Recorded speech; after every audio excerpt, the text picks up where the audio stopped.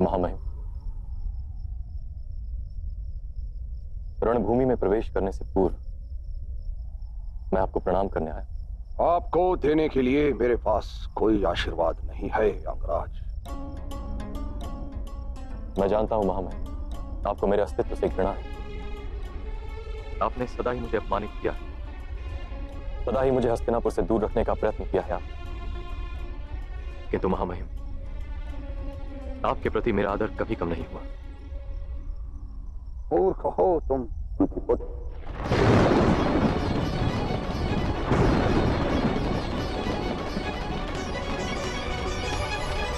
हाँ, मैं जानता हूं कि तुम कुंती पुत्र हो, भगवान सूर्य नारायण का साथ हो। 5 पांडवों के ज्येष्ठ भ्राता हो।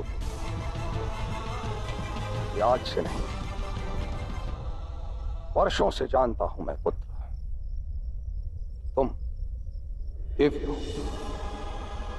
और घृणा करुणा के कारण मैंने तुम्हें हस्तिनापुर से दूर रखने का प्रयत्न किया, क्योंकि मैं जानता था कि पारे के स्पर्श से सोना सफेद हो जाता है, किंतु तांबे में कोई अंतर नहीं आता। ठीक इसी तरह दिव्यता जितनी अधिक हो, पतन भी उतना ही अधिक होता है।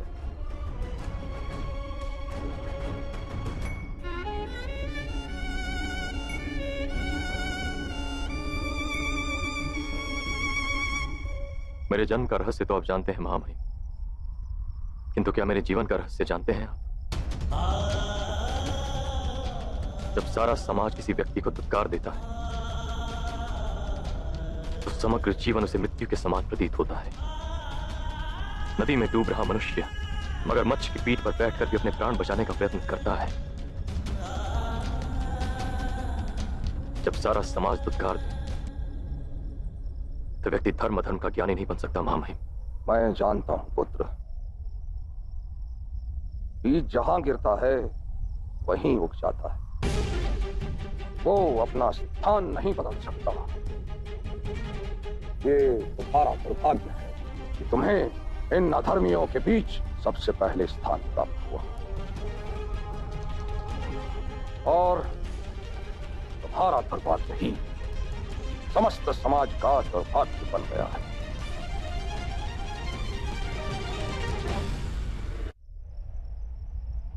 यदि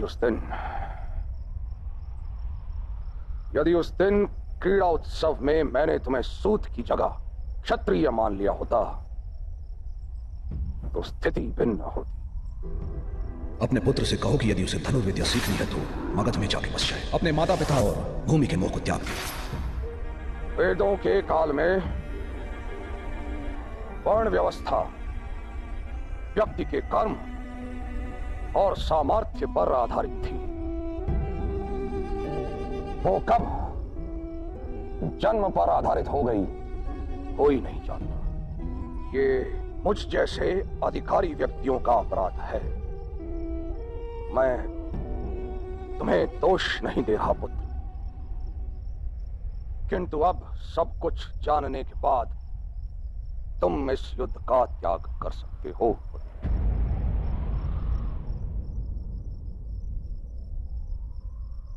अब ये नहीं हो सकता महामहिम। मेरे मित्र ने मुझे जीने का कारण दिया है जीवन भर, उसका त्याग करके अब मैं उसकी मृत्यु का कारण नहीं बन सकता। जो तुम्हें उचित लगे वही करो। नियति स्वयं अपना निर्माण कर लेती है। मेरी या तुम्हारी इच्छा या अनिच्छा से क्या हो सकता है। मैं तुम्हें विजय का आशीर्वाद नहीं दे सकता, किंतु यदि कोई और आशीर्वाद मांगना चाहते हो तो अवश्य। बस एक ही आशीर्वाद दीजिए महामहिम। मैंने जीवन भर केवल सम्मान पाने के लिए संघर्ष किया है। मेरी मृत्यु के पश्चात समाज में मेरा नाम सम्मान के साथ लिया जाए। बस ऐसा आशीर्वाद दीजिए मुझे। आशीर्वाद से संपत्ति प्राप्त हो सकती है, कभी कभी सामर्थ्य भी प्राप्त हो जाता है, किंतु आशीर्वाद से सम्मान प्राप्त नहीं हो सकता पुत्र।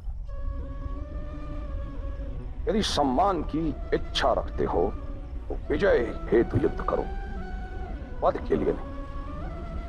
मनुष्य का वध तो छल या कपट से भी किया जा सकता है, किंतु विजय प्राप्त करने के लिए सामर्थ्य ही लाभदायी होता है और उसी से सम्मान मिलता है पुत्र। ये मेरा आशीर्वाद है, यदि तुम अपने सामर्थ्य पर विश्वास रखोगे और छल या कपट का प्रयोग नहीं करोगे, अवश्य तुम्हें सम्मान की प्राप्ति होगी पुत्र।